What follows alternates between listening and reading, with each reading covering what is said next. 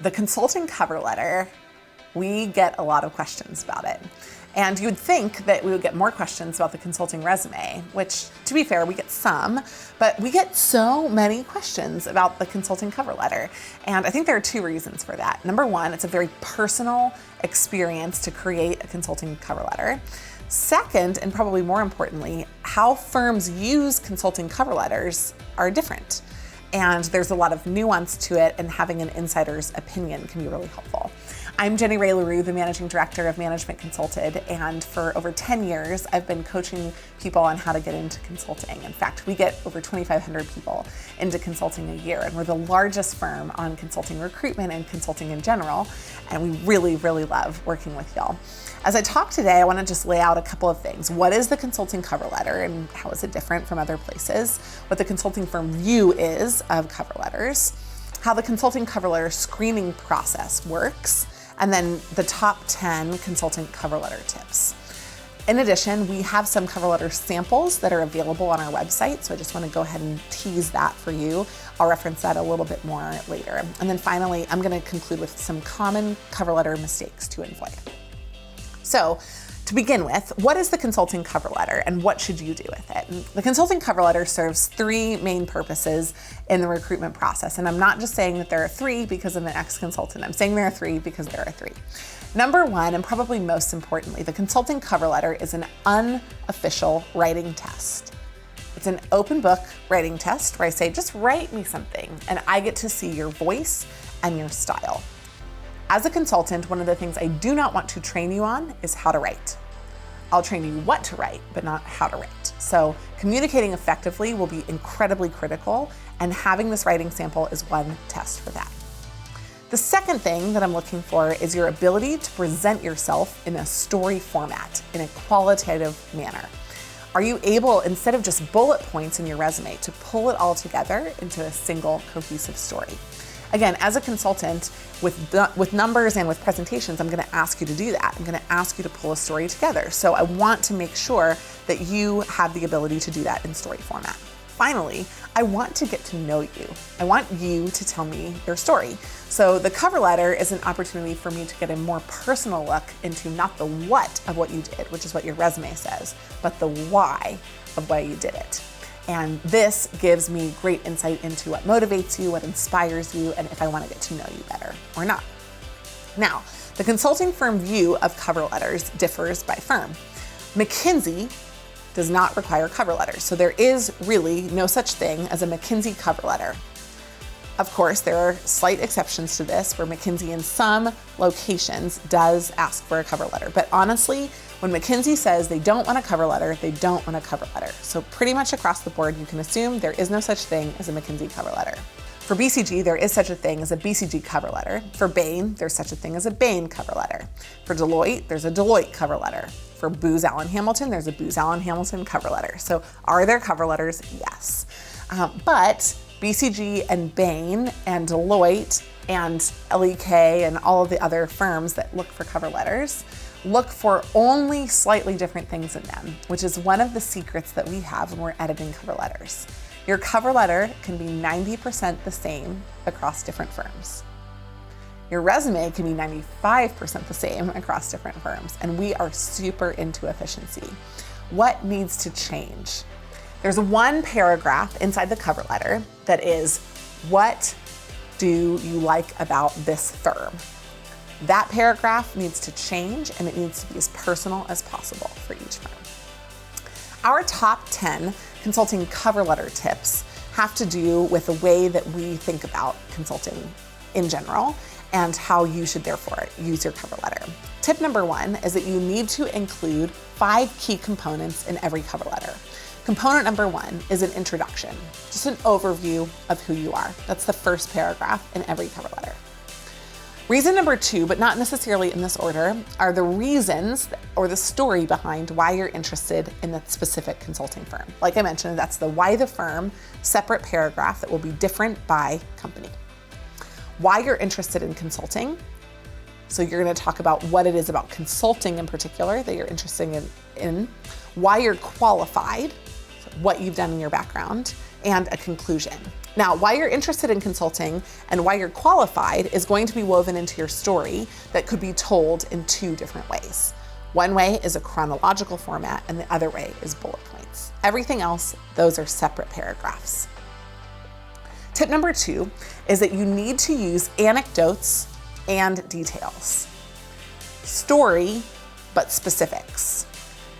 Anecdotes are when you're illustrating something. And so instead of saying, I did this and this and this, I don't want to list in a cover letter. I want to hear about what you did and how you did it and what the result was. I want to hear a hero story, a car story, the same that we would tell in the fit interview. Details mean that I want data. I want as much of it as you can give me. I want to know how many people were there, how long it took, what the key pieces were to get it right. I want to know everything about the anecdotes and details process. Tip number 3 is that you need to keep your cover letter to 1 page. I don't love to see cover letters that are shorter than 1 page. It's like a short resume is reflective of not having everything that you need to qualify for the job. But longer than 1 page is just an absolute no. So keep every cover letter to 1 page. The cover letter, tip number 4, the cover letter is designed to show, not tell.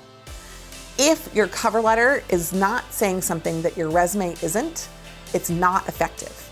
So the two should complement one another, but not be the same.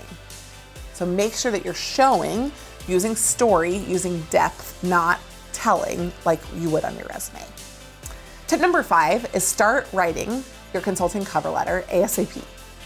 When people write them the night before, it shows. It comes across that you haven't finessed or thought through your entire cover letter process and you didn't leave yourself time to get help with an edit. By the way, we would love to help you edit your cover letter. Tip number 6 is do your research. I've recommended in a number of our other videos how to network effectively in consulting. Doing your research is one piece of the networking process. If you understand the firm and you've met with someone there, you can effectively tell a why the firm story inside your cover letter. Doing your research really doesn't involve online research. That's what you do before you network. Doing your research for the cover letter involves having at least one informational point of view. Tip number 7 is use a personal tone and short paragraphs. When you use a personal tone, it engages people. If you use an academic tone, it distances people. So the personal tone will seem like it's much more accessible and make you seem more vivid and alive. Tip number 8 is get your cover letter reviewed by others. Not by 17 other people, but by 2. One person to see one part of it, another person to see another. It's actually really helpful to get your cover letter reviewed by somebody who knows you really well, who can recommend if there are parts of your story that you didn't highlight in your cover letter that are valid, and somebody who doesn't know you very well, who can distance themselves from you and say, this is amazing, but this is missing, or this comes across oddly. Tip number 9 is that when you submit your cover letter, you need to submit and send it as a PDF.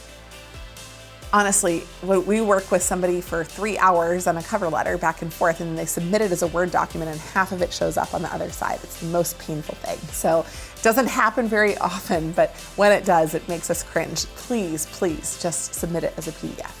And the tip number 10 is double, triple, and quadruple check your spelling, and probably most importantly, the firm name. The most common mistake that I saw when reviewing cover letters at Bain was that people would write me a Bain cover letter with Bain in 6 of the firm locations, but McKinsey in 1 of them, and it would just stand out to me automatically. Now, the consulting cover letter screening process. I want to tell you just a little bit about how I used consulting cover letters at Bain as a part of the screening process for the interview, and then I'll talk a little bit about how some of them are used in different firms as well. So at Bain, we had a lot of freedom in how we evaluated different people. At McKinsey, they kind of give you rules, of course. But at Bain, we had a lot of freedom, and they would just say, hey, here's a scoring chart, 1 to 4. If you like them, put the number there. If you don't like them, put the number there, right? So we would just go through, and our number had to be comprehensive across, if it was available, transcript, application, resume, and cover letter. So my method was to read 1 line of the cover letter first. If it came across as distant or academic or incorrect in any way, I automatically gave people the lowest score. It was an easy filter for me where I knew that they wouldn't make it through the final process. But if I was engaged by their cover letter, I would move over to the resume and I would begin at the bottom, the interest line, to get a sense of how people are. Finally, if people don't use it as an initial screen, then they might use it at the end. So in other firms that we've talked to, or from people that are on our team from McKinsey and BCG, for example, remember, McKinsey doesn't use these, but at BCG they do. And at BCG, often the cover letter is used as more of a second part of the process. So once the initial people have been screened out through resumes, people will read the cover letters as we're a tiebreaker, if you will. Right, we're not totally sure about this person, so let's get to know them a little bit more. Those are usually the two primary ways, either as an initial screen, like I did it, or a get to know you when somebody is on the fence about a specific candidate. Let me just end by saying that we have a bunch of cover letter samples available on our website. There is a link available here on the screen, and some of the resumes that we cover: a McKinsey cover letter sample, an undergrad cover letter sample, an MBA cover letter sample, and even an experienced hire cover letter sample. We have more cover letter samples available, and we can do your cover letter edit for you. We'd really love to help with that. Finally, I'm going to end with some common cover letter mistakes to avoid. Number one, if you just use a template that you find online without customizing it for consulting, you're going to find yourself in very distant 1975 land. So don't go there. If you want templates, use ours. If you want examples, use ours. Don't go over one page or make the cover letter too short. Just don't do that. Number three, use super small font. If you want to make a mistake, use normal font, size 11 or 12 if you don't. People don't want to feel like they're squinting to read your cover letter, and they don't want to feel like it's long. Okay, so super small margins, super small font are out. Typos or grammatical errors, that's amateur hour. No, no, no. Don't name drop if you have never talked to or met the person that you're name dropping. It's not the very worst thing to do, but it's not going to get you what you want, which is a referral or recommendation. So ideally, talk about somebody that you met with.